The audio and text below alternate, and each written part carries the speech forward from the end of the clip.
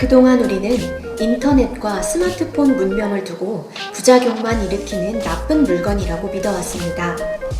아이들에게는 쓸데없이 스마트폰 게임이나 하고 SNS로 시간을 낭비한다고 잔소리를 해왔고요. 지하철에서 책은 멀리하고 폰만 보고 있는 현상을 한탄해왔습니다. 한편으로 나는 여전히 투지폰을 쓴다 라고 자랑하기도 했고요. 사는데 불편한 게 없으니 애써 어려운 걸 배울 필요도 없었습니다. 그런데 채 10년도 지나지 않아 문명의 기준이 바뀌었습니다. 여전히 스마트폰 없이도 살 수 있기는 하지만 그들에 비해 왠지 불편하고 어려운 일이 많아집니다. 익숙하던 시장이 파괴되고 사라지고 있으니 살기 어려워진다는 불만도 당연히 제기됩니다. 일상이 바뀌면서 내 일자리에도 위협이 찾아옵니다. 혁명이 번지기 시작한 것이죠. 정신을 차려보니 세상이 온통 디지털 문명으로 가득 차 버렸습니다. 그리고 이 모든 변화는 나에게 심각한 위기일 뿐입니다. 영국에서 일어난 러다이트 운동이 대표적인 사례로 꼽힙니다. 일자리가 날아가는 생존에 문제가 걸린 만큼 기계를 부수는 운동은 거의 필사적이었죠. 그러나 그것도 인류의 선택을 막을 수는 없었습니다. 뉴욕에서 가장 번성했던 마차 산업이 자동차의 등장으로 몰락할 때도 같은 일이 벌어졌습니다.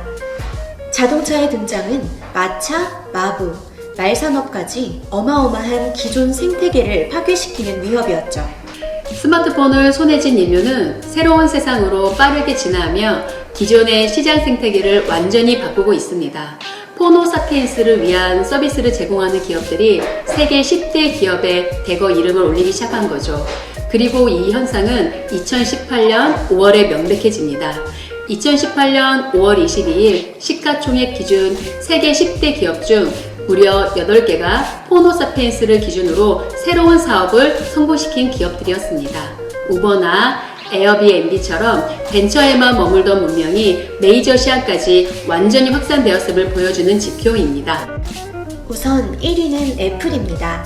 스마트폰 창조 기업이자 이 새로운 문명을 탄생시킨 근원지죠. 2위는 유통기업 아마존입니다. 유통의 대표 기업입니다. 물건의 유통 경로도 구매 방식도 완전히 달라졌죠. 그렇다면 누구를 기준으로 바뀐 방식일까요? 바로 호모사피엔스입니다. 3위와 5위는 더욱 황당합니다. 구글과 페이스북입니다.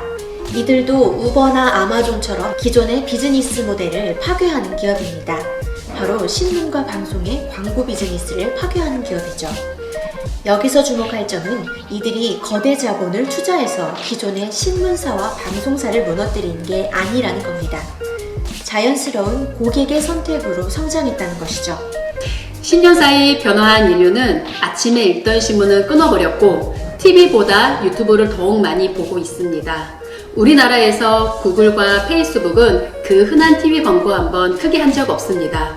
그럼에도 수많은 사람들이 스스로 선택한 것입니다. 비슷한 서비스를 내놓은 수백 개의 기업들 중 선택받은 기업이기도 합니다. 이들은 오로지 호모사피엔스만을 고객으로 생각하는 기업입니다. 소비자의 표준이 누구인지 명확한 기업이죠. 5위인 마이크로소프트를 포함해서 지금까지 말씀드린 5개의 기업은 세계 최고의 기업이자 미국 대륙 문명의 상징입니다. 미국이 호모사피엔스 시대의 리더 국가라는 것을 자본이 입증한 사례이기도 합니다. 자본이 선택한 문명의 표준은 호모사피엔스 시대입니다.